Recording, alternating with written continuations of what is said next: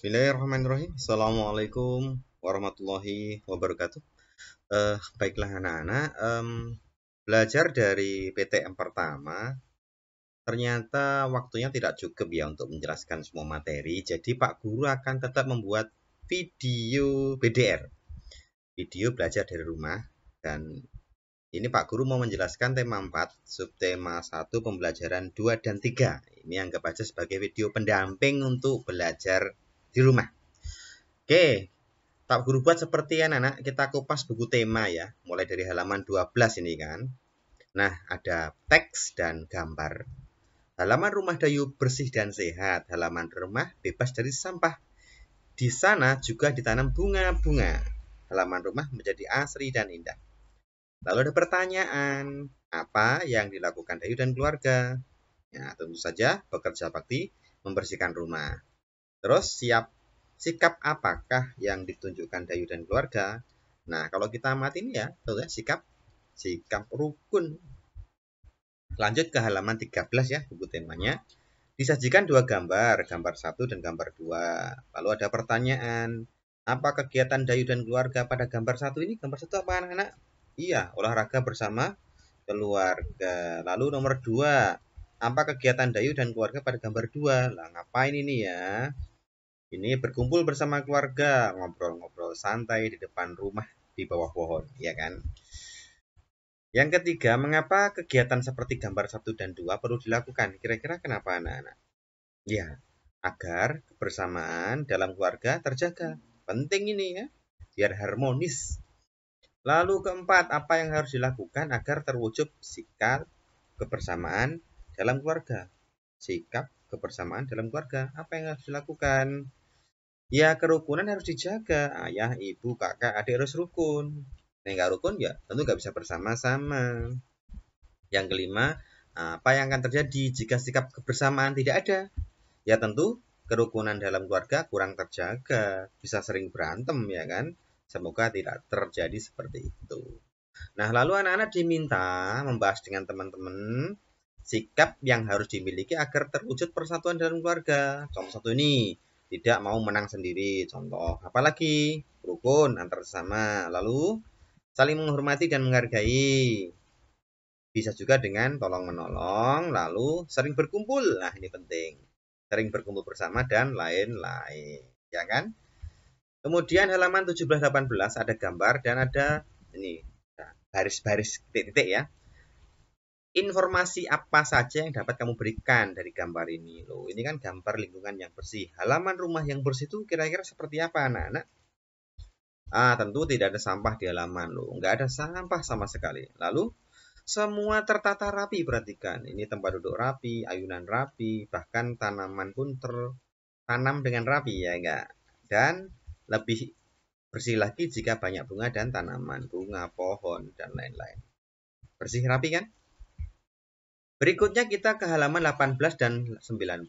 Ini ada teks. Halaman rumah bisa dijadikan tempat berolahraga loh anak-anak. Misalnya untuk melatih keseimbangan statis. Apa itu keseimbangan statis ya? Keseimbangan tubuh dalam posisi diam. Tidak bergerak, tapi melatih keseimbangan gitu loh ya. Nah, posisinya bagaimana? Bisa berdiri, duduk, berbaring. Ini contohnya. Berjinjit sambil bertolak pinggang, lalu mengangkat satu kaki lurus ke depan, tangannya tetap bertolak pinggang. Lalu berdiri menyerupai huruf T atau sikap kapal terbang. Kapal terbang ini sikapnya ini bisa. Satu kaki ke belakang, tangan direntangkan. Ya, ini kalau komambur berarti nggak seimbang. Lalu ke halaman buku tema, halaman 20 ini masih tentang lagu membuang sampah. Jadi sekarang poinnya ada ini naik tanda garis lurus berarti dinyanyikan keras. Nek tanda ini bergelombang itu nyanyikan lembut. Ayo kita nyanyikan dulu ya. Kita putar membuang sampah.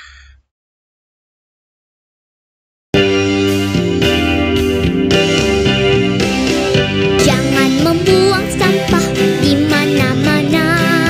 Jagalah kebersihan di lingkunganmu.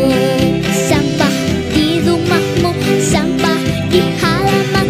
Sapu dan bersihkan, buang di tempatnya. Sapu dan bersihkan, buang di tempatnya. Nah itu ya. Nih perhatikan. Jangan membuang sampah di mana-mana. Lembut kan ya? Nah, tapi kalau yang ini perhatikan. Sapu dan bersihkan, buang di tempatnya. Kan keras itu ya, maka di garis lurus. Kira-kira seperti itu.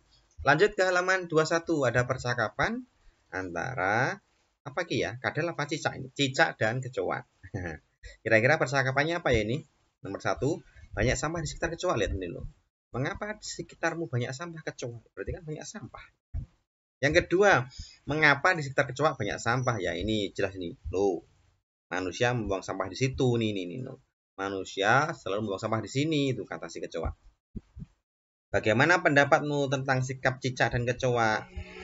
Nah, ini mereka berandai-andai kalau jadi manusia ya akan buang sampah ke tempatnya, ya kan? Kalau tidak rumah akan kotor dan bau. Setuju kata si cicak. Berarti kesimpulannya bagaimana sikap cicak dan kecoa, anak-anak? Ternyata mereka peduli dengan kebersihan, tidak buang sampah sembarangan kalau jadi manusia katanya ya.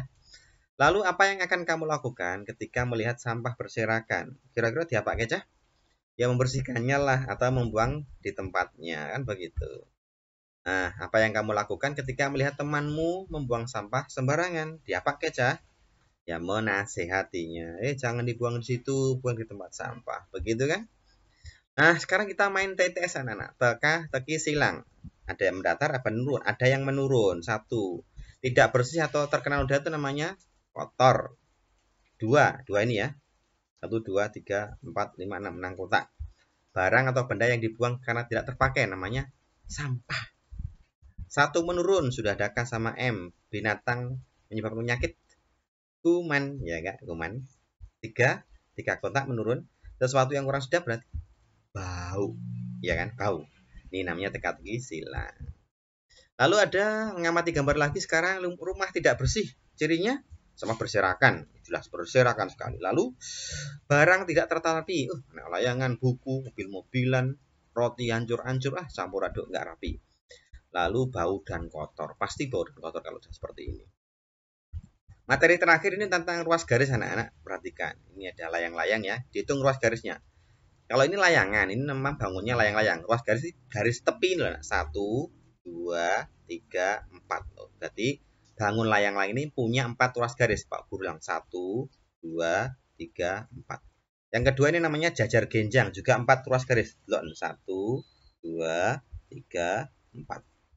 Yang terakhir, trapesium juga 4 ruas garis. 1, 2, 3, 4. Tuh.